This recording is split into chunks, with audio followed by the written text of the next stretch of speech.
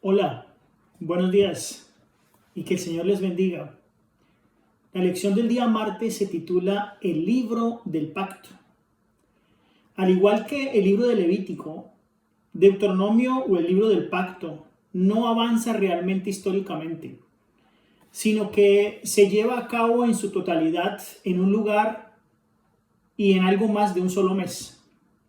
Israel había establecido su campamento en el valle central al este del río Jordán, como lo sabemos, y como lo dice Números 36:13. Se hace referencia a este lugar como los campos de Moab.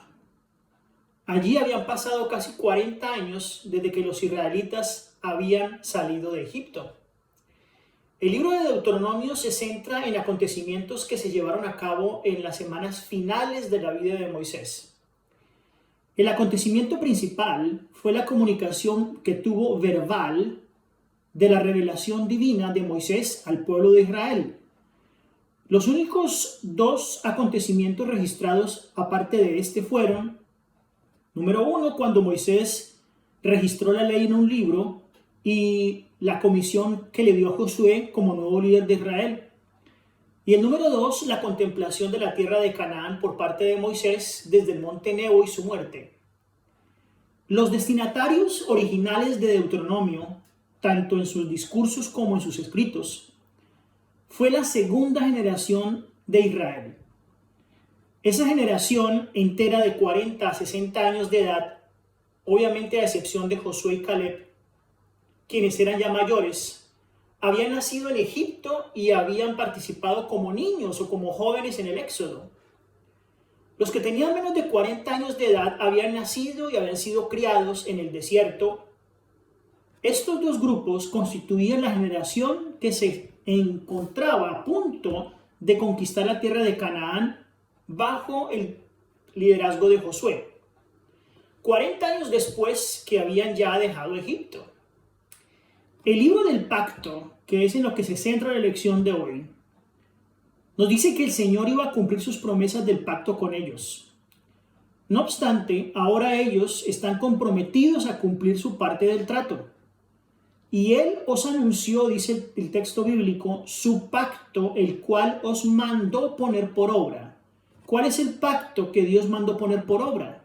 Los mandamientos, los 10 mandamientos, y los escribió en 2 tablas de piedra.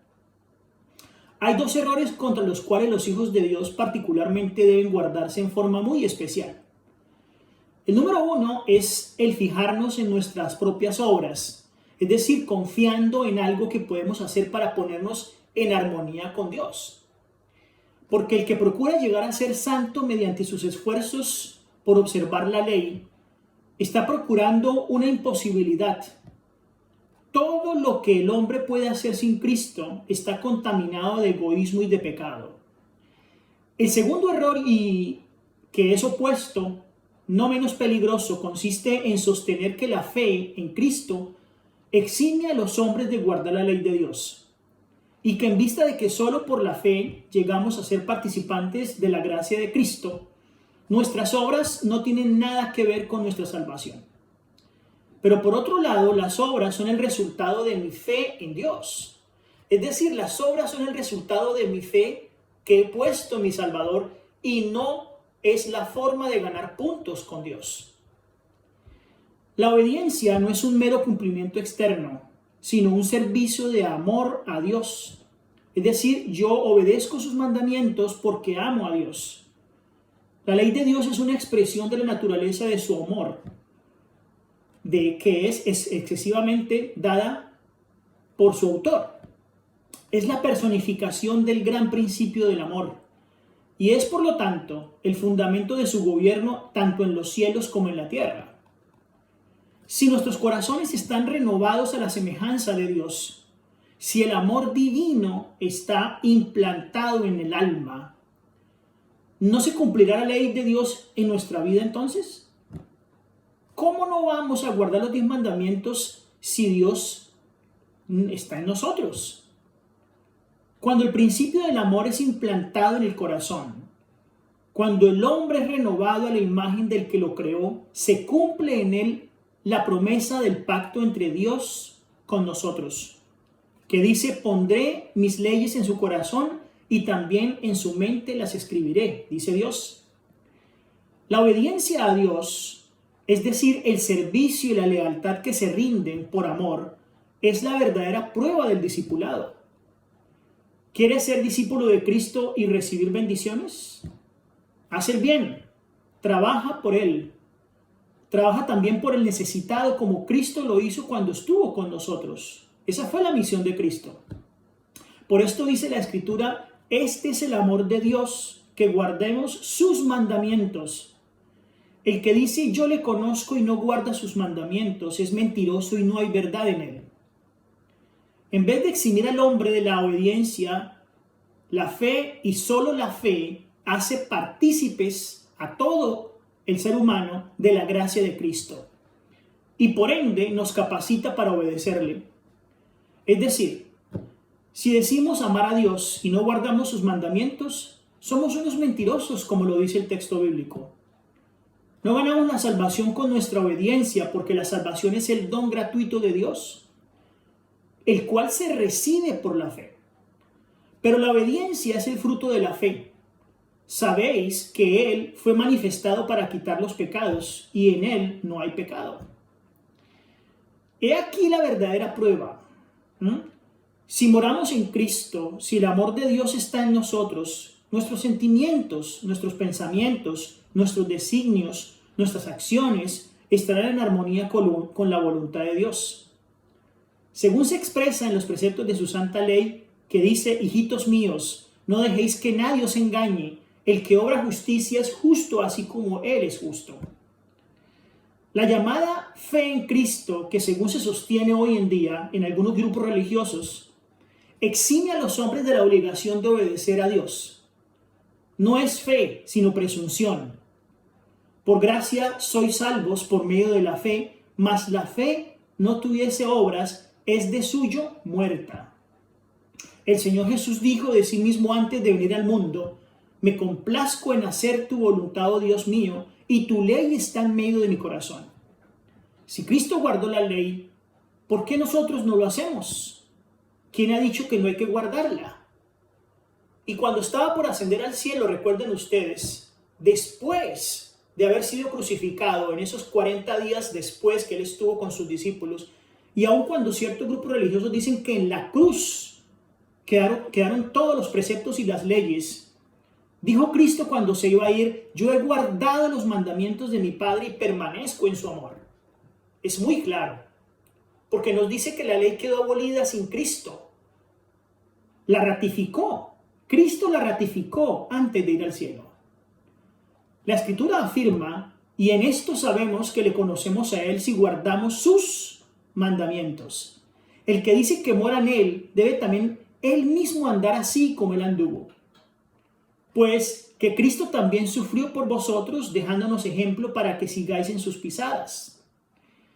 La condición para alcanzar la vida eterna es ahora exactamente la misma de siempre, tal cual era en el paraíso antes de la caída de nuestros primeros padres, es decir, una perfecta obediencia de la ley.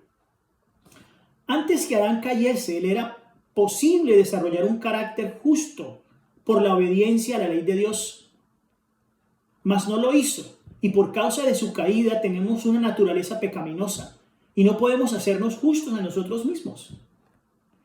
Puesto que no somos pecadores y somos malos, no podemos obedecer perfectamente una ley santa por nosotros mismos. No tenemos justicia propia con qué cumplir lo que la ley de Dios exige. Pero Cristo nos preparó una vida de escape.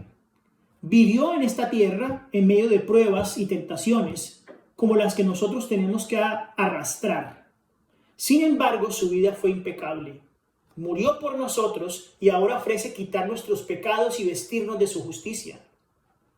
Si os entregáis a Él y le aceptáis como vuestro Salvador, por pecaminosa que haya sido nuestra vida, seremos contados entre los justos por consideración hacia Él.